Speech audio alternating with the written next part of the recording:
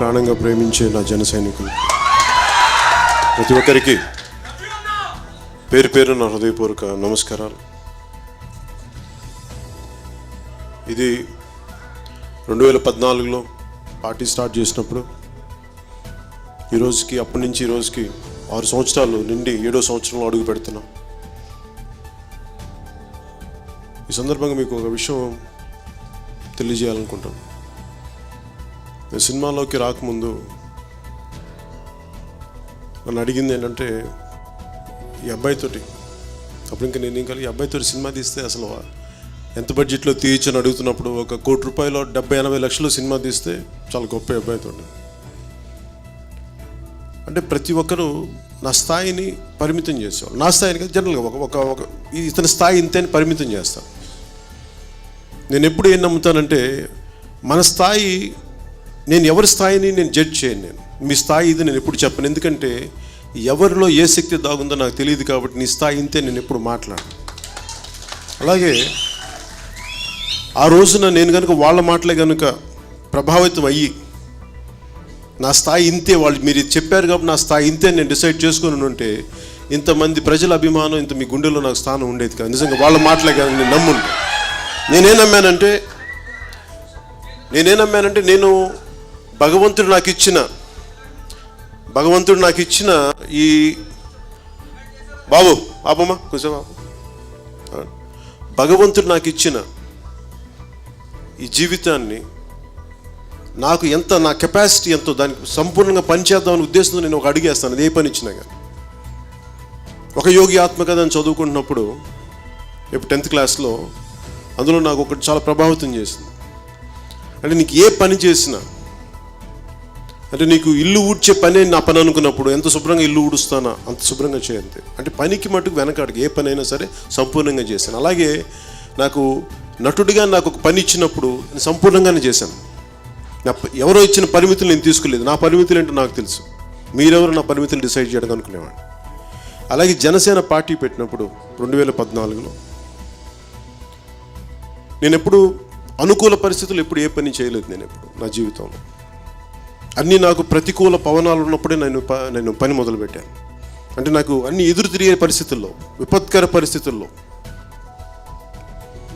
తండ్రి ముఖ్యమంత్రులయ్యో, బంధువులు ముఖ్యమంత్రులయ్యో, ఇలాంటి నేపథ్యంలో నేను రాలేదు. 2014లో జనసేన పార్టీ ఆవిర్భావానికి ముఖ్య కారణం ఒక ప్రాంతంలోని నాయకులంతా ఇంకొక ప్రాంతం ప్రజలని విచక్షణారహితంగా తిడుతూ ఉంటే ఒక్కళ్ళు మాట్లాడలేదు, అందరూ భయపడిపోయారు, ఇంకోటి చేశారు. అంటే ఈ రోజున వైసీపీ చేస్తున్న తప్పు ప్రజలందరిది ఎలాగ అవుతుంది? ఒక ముఖ్యమంత్రులు లేదంటే వాళ్ళ పాలక వర్గం చేస్తున్న తప్పులు ప్రజలందరికీ అంటగడితే ఎట్లా కదా? అలాగే ఆ రోజున ఆంధ్ర పాలకులు ఎవరైనా వాళ్ళు పాలించిన తప్పులకి, వాళ్ళు పెట్టిన పాలసీలకి ఆంధ్ర ప్రజలనే మాట్లాడతారండి. ఎవరు మాట్లాడరండి దీని మీద అంటే నాకు అర్థమైంది ఏంటంటే, అర్థం కాలేక కాదు, ఎవరికి ధైర్యం లేక దాడులు చేస్తారేమో ఆయన మాట్లాడితే. అంటే ఏం కావాలి సమాజానికి, ఏం కొరబడింది సమాజంలో అంటే ధైర్యం కొరబడింది. అందుకు 1000 కోట్లు ఉన్నాయి ఒక్కొక్కళ్ళకి, 1000 కోట్లు ఉన్నాయి, తక్కువ లేవు ఎవరికి. 1000 ఎకరాలు, 1000 కోట్లు, కానీ మనుషుల్లో, సగటు మనుషుల్లో ధైర్యం పోయి చచ్చిపోయింది. నేను జనసేన పార్టీ పెట్టింది ముఖ్యమంత్రులు అవుతామో లేదో తెలియదు, పార్టీ ముందుకెళ్తో లేదో తెలియదు, కానీ ఈ పిరికి సమాజానికి ధైర్యం నూరిపోయడానికి వచ్చాను. జనసేన పార్టీ అందుకు పెట్టాను. నిజంగా ఇంకోటి చిన్నప్పటి నుంచి నాకు బాగా విసుగైంది ఏంటంటే క్రిమినలైజేషన్ ఆఫ్ పాలిటిక్స్. క్రిమినల్స్ వచ్చి రాజకీయాలు చేస్తే ఇట్లాగే ఉంటుంది. మహాత్మా గాంధీని పూజిస్తాం, సుభాష్ చంద్రబోస్ గౌరవిస్తాం, అంబేద్కర్ గారిని గుండెల్లో పెట్టుకుంటాం, కానీ ఎన్నుకునేది మటుకు నేర చరిత్ర రాజకీయ నాయకులు ఎన్నుకుంటాం. నాకు ఈ డైకాటమీ అర్థం కాదు, ఈ పారాడాక్స్ అర్థం కాదు. అంటే ఒకవైపేమో మనకి పూజించే దేశ నాయకులందరూ మహానుభావులు, నిస్వార్థ పరులు, కానీ ఎన్నుకునేది మటుకు మనల్ని బెదిరించేవాళ్ళు, చంపేస్తామని చెప్పి వాళ్ళని ఎన్నుకుంటాం. ఇవన్నీ చిన్నప్పటి నుంచి, ఈరోజు కొత్తగా వచ్చినాయి కావు ఇవన్నీ చిన్నప్పటి నుంచి చూసి విసిగిపోయి ఈ భావం, నిస్సహాయత, ఒక సగటు మధ్యతరగతి మనిషి ఉంటాడు, ఒక పోలీస్ కానిస్టేబుల్ కొడుకు ఒక ఉద్యోగాన్ని ప్రారంభించిన ఒకడు తండ్రి అలాంటి వాడికి పుట్టిన కొడుకు ఎలా ఉంటాడంటే నిస్సహాయుడు ఉంటాడు. నిస్సహాయత అంటే ఎంత మధ్యతరగతి నిస్సహాయత. కోపం ఉంటుంది, చెయ్యాలని తప్పని ఉంటుంది, కానీ చేసే ధైర్యం ఉండదు. నా పిరికితనం మీద నేను అనుక్షణం పోరాటం చేశాను. నేను టీన్స్ నుంచి, నా ప్రీ టీన్స్ నుంచి అనుక్షణం పోరాటం చేసి ధైర్యం తెచ్చుకొని, అంటే ఈ ధైర్యం తెచ్చుకోవాలంటే ఏం చేయాలి? జిమ్కి వెళ్తే మజులు వస్తుంది, ఎక్సర్సైజ్ చేసే మజులు వస్తుంది. కానీ ధైర్యం చేయాలి అంటే నిన్ను భయపెట్టే పరిస్థితులను ఎదుర్కోకపోతే నీకు ధైర్యం అనే కండ నీకు పెరగదు నీకు. సో ఎప్పుడు నన్ను భయపెట్టే పరిస్థితులు నేను అధిగమించి నేను ముందుకెళ్ళాను నేను.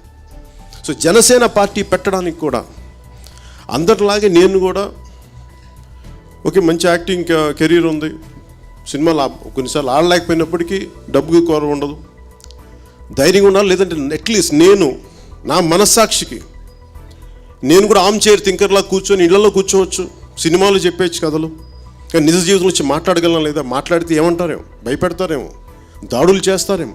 అవన్నీ చూసిన వాడిని అంతకుముందు పొలిటికల్ ప్రాసెస్లో కూడా అనుభవం ఉండి కూడా, అంటే అంతకుముందు రాజకీయ అనుభవం ఉండి ఎలాంటి ప్రతికూల పరిస్థితులు ఎదుర్కొని కూడా ఇంకొకసారి పార్టీ పెట్టాలంటే నాకు అనిపించింది ఏం జరుగుతుంది, మహా అయితే ప్రాణాలు తీసేస్తారు, అంతకుమించి ఏం జరగదు.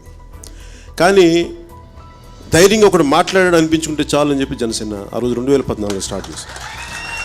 వీటన్నిటికీ ముఖ్య కారణం క్రిమినలైజేషన్ ఆఫ్ పాలిటిక్స్.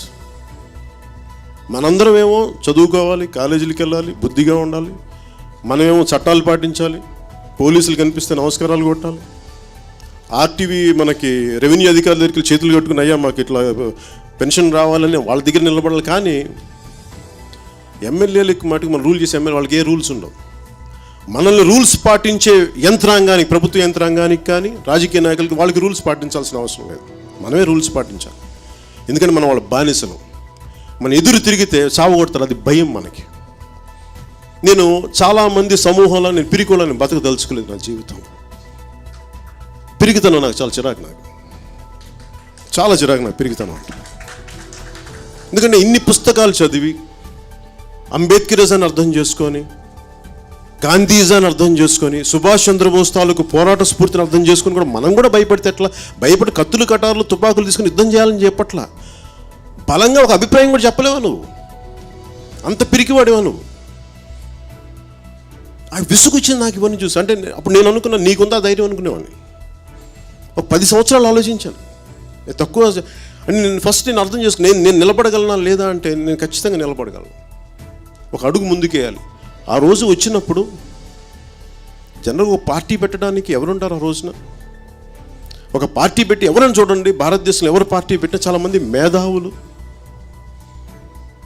న్యాయవాదులు, చాలా అనుభవజ్ఞులు కలిసి చర్చించి మన సమాజంలో జరుగుతున్న పరిస్థితులు దీని మీద ఒక కొత్త ఆల్టర్నేట్ పొలిటికల్ థాట్ రావాలి, ఒక ప్రత్యామ్నాయ రాజకీయ ఆలోచన విధానం కావాలని చెప్పి ఆలోచించి చర్చించి దాని మీద చాలా లోతైన విశ్లేషణ జరిపి ఒక పార్టీ పెడతారు. ఒక 15 మంది 20 మంది మేధావుల సమూహం కలిపి. కానీ నేను పార్టీ పెట్టేటప్పటికి అలాంటి మేధావులు నా పక్కన ఎవరు లేరు. అసలు నాతో ఏకీపించే మేధావులే లేరు. ఎవరన్నా వస్తే సార్ మన కులం ఇంకో కులం కలిపి మనం ఇలా చేస్తే మిగతా ఈ 2 కులాలను కలుపుకుంటే మనం వాళ్ళని కొట్టచ్చు. లేదంటే ఇట్లా మాట్లాడేవాళ్ళు తప్ప. మానవత నశించిపోతుంది, దేశం దెబ్బతింటుంది, దేశ సమగ్ర ఇట్లా ఈ ఆలోచన విధానం లేదు. నాకు అది ఇబ్బంది పడింది నాకు. కానీ నేను నమ్మింది ఎవరు నమ్మానంటే ఆ రోజున యువతను నమ్మాను నేను. ఈ రోజున జనసేన చాలామంది అడగచ్చు ఎందుకు నువ్వు పార్టీ వెంటనే నిర్మాణం చేయమంటే నాకు తెలుసు వచ్చిన వాళ్ళు పారిపోతారని తెలుసు. గట్టిగా ఒక అరుపరిస్తే పారిపోతారు, అంత పిరికోళ్ళు అయిపోయారు మన సమాజం. నాకు అలాంటి వాళ్ళు అవసరం లేదు. పిడుగు మీద పడ్డా ఫిరంగి గుండు వదిలినా కానీ గుండెంగా చొక్కా తీసి నిలబడే గుండె ధైర్యం ఉన్న వ్యక్తులు కావాలి నాకు. కేవలం ఆవేశం ఉంటేనే సరిపోదు. నాకు వీళ్ళందరూ చేసుకోవడానికి మరి ఏం కావాలి దీనికంటే ఫస్ట్ నిలబడగలిగే ఒక్కడు కావాలి. సో నేను నిలబడగలనా? ఆ ఒక్కడు నువ్వు అవ్వగలవు, నేను నిలబడగలను. అలాగే నీతో పాటు నడిచే 10 మంది సమూహం కావాలంటే 1,00,000 మంది వస్తారు. ఇదే రాజమండ్రిలో మనం 2019లో కవాతు చేసినప్పుడు దాదాపు 7 లక్షల మంది ఇక్కడ దాకా వస్తే 3 లక్షల మంది చుట్టుపక్కల బార్డర్స్లో ఇరుక్కుపోయారు. అంటే దాదాపు 10 లక్షల మంది. మరి 10 లక్షల మంది యువత రోడ్డు మీదకి వచ్చి ఓటు ఎవరికి వేశారు? ఎవరైతే రౌడిజం చేస్తారో, ఎవరైతే క్రిమినల్స్ని ఎంకరేజ్ చేస్తారో వాళ్ళకి ఓటేశారు. నాకు అనిపించింది, అది నాకు తెలియక కాదు, ఇలా ఉంటుంది. కాకపోతే ఎక్కడో చోట ప్రభావితం, ఒక మార్పు అనేది మొదలు పెట్టకపోతే ఇంకెప్పటికీ రాదని చెప్పి ఉద్దేశంతో చాలా బలంగా నిలబడ్డాం ఆ రోజు. ఒక ఓటమి తీసుకోవడం ఎంత కష్టమో నన్ను అడగని చెప్తాను నేను. 10 సంవత్సరాలు ఒక హిట్తో, ఒక 5 సంవత్సరాలు అప్రతిహతంగా విజయం సాధించిన తర్వాత 10 దశాబ్దం పాటు నాకు హిట్ లేదు, అలా చూస్తూ ఉన్నాను. అలాగే ఇంత ప్రజాభిమానం ఉండి పార్టీ పెట్టాలంటే ఓటమిని ఎదుర్కోవాలి, కంపల్సరీ ఎదుర్కోగలను. ఎదుర్కొంటే గెలవడానికి ప్రతి ఒక్కడు మగాడే, ప్రతి ఒక్కడు మనగాడే. కానీ ఓటమిని ఎదుర్కోవడానికి సిద్ధంగా ఉన్నారు. ఎవరు ఓటమిని ఎదుర్కోవడానికి సిద్ధంగా? ఎందుకంటే ఓటమిని ఎదుర్కోవాలంటే చాలా బలమైన భావజాలం కావాలి. అడిగి ఉంటాం పోతాం అని తెలియదు, కానీ ఈ భావజాలాన్ని నమ్ముకొని నేను నిలబడతాను. అది ఏ భావజాలం అయి ఉండాలి? అది అందరినీ కలిపే భావజాలం అయి ఉండాలి. నీ కుటుంబం కాకపోతే, నీ కులం కాకపోతే నరికేయండి, లేదంటే నీ మతం కాకపోతే చంపేయండి. ఇలాంటి భావజాలం ఉండకూడదు. మానవత్వానికి నిలబడే భావజాలం ఉండాలి. క్రిమినల్స్ని ఎంకరేజ్ చేయని పాలిటిక్స్ ఉండాలి. ఇవన్నీ కలిపి ఇది చెప్పాలంటే, ఇది చూసే వినేవాళ్ళకి ఎలా ఉంటుందంటే, అసలు తెలుగుని మాట్లాడతాను అనుకుంటాను, నేను మాట్లాడుతాను. అసలు నిలబడతారు, ఇవన్నీ ఇన్ని నీతులు చెప్తే నిలబడతారంటే ఖచ్చితంగా నిలబడతారు. నిలబడి ఉన్నాం కాబట్టి ఈరోజు మీ ముందు నిలబడి ఉన్నాం. ఓటమి తర్వాత ఎవరు నిలబడతాడు? భయం, పారిపోవాలనిపిస్తుంది. ఇది 7వ సంవత్సరం నిలబడ్డాం అంటే ఇంకో 70 సంవత్సరాలు కూడా నిలబడుతుంది. 7 దశాబ్దాల తర్వాత ఇక్కడ నిలబడతాం. ఎందుకంటే నా తర్వాత కూడా ఈ భావజాలం, ఈ పార్టీ ఉండాలని కోరుకునేవాడిని. అందుకని నేను ఒక ఎలక్షన్ కోసం నేను ఆలోచించను. రాబోయే ఎన్ని తరాల కోసం మనం పని చేయగలను, నేను దాని గురించి ఆలోచిస్తాను. యువత ఎలా ఉండాలి అని చూస్తే, ఈరోజు నేను ప్రతి మీటింగ్లో కూడా నేను చెప్పింది ఏంటంటే, యువతకు కూడా ఎక్కువ శాతం యువతకి ఇవ్వండి ఓట్లు, మన సీట్స్. స్థానిక ఎన్నికల్లో అందరూ జేజేలు కొట్టడానికో లేదంటే స్లోగన్ అరవడానికి వెళ్ళిపోతున్నారు, కానీ నిలబడి పోరాటం చేయడానికి చాలా తక్కువ మంది. 1,00,000 మంది వస్తే ఒక 4 నిలబడతారన్నదే సందేహం నాకు. కానీ రేపొద్దున 4 ఆ 1,00,000 మందిని మార్చేయగలరు. 1,00,000 మంది మెదళ్ళని, నాయకుడు అనేవాడు ఎలా ఉండాలంటే 1,00,000 మంది మెదళ్ళని కదిలించగలిగే శక్తి ఉన్నాడే నాయకుడు. నిన్ను ఒక 10 మందిని కదిలించగలిగేవాడే నాయకుడు. 10 మంది మెదళ్ళని కదిలించగలిగేవాడే నాయకుడు. అలాంటి వాళ్ళు రావడానికి సమయం తీసుకుంటారు. అందుకే నేను నిలబడాలి. ఫస్ట్ ఓటమిని తీసుకోవాలి. నేను ఓటమిని ఎందుకు బలంగా తీసుకోగలనంటే, గెలవడం తెలిసిన వాడిని కనుక. అందుకే నేను ఓటమిని తీసుకోగలను. ఆ గెలుపు ఎలా ఉండాలంటే, మభ్యపెట్టో, భయపెట్టో, మనుషుల్ని ప్రలోభాలు పెట్టి అలాంటి గెలుపు లేదు. ఎప్పుడో గెలిచేవాళ్ళం.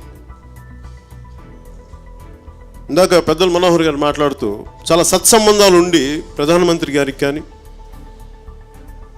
మోస్ట్ పవర్ఫుల్ వల్లభాయ్ పటేల్ గారి తర్వాత అంత బలమైన హోంమంత్రి మళ్ళీ మనకి అమిత్ షా గారిలో చూస్తాం మనం. అలాంటి వ్యక్తి నన్ను వచ్చి పర్సనల్గా అడిగినా కానీ నేను నాదైన స్టాండ్ తీసుకున్నాను తప్ప నేను ఎక్కడా కూడా తగ్గలేదు. ఎందుకు తగ్గలేదంటే, నా ఉద్దేశం రాష్ట్ర ప్రయోజనాలు, తెలుగు ప్రయోజనాలు నాకు అంత అవసరం నాకు. అందుకే నా ఉనికిని చంపేసుకోలేదు. అందుకనే నేను నా ఉనికిని చంపేసుకుంటే పవన్ కళ్యాణ్ వాడు చచ్చిపోతాడు. జనసేన అనే ఉనికి నేను చంపేస్తే పవన్ కళ్యాణ్ చచ్చిపోతాడు. అందుకే నేను ఎప్పుడు జనసేన ఉనికి నేను చంపను. జనసేన అది వచ్చినా రాకపోయినా నిలబడి ఉంటుందండి ఆ మొక్క. అది ఒకరోజు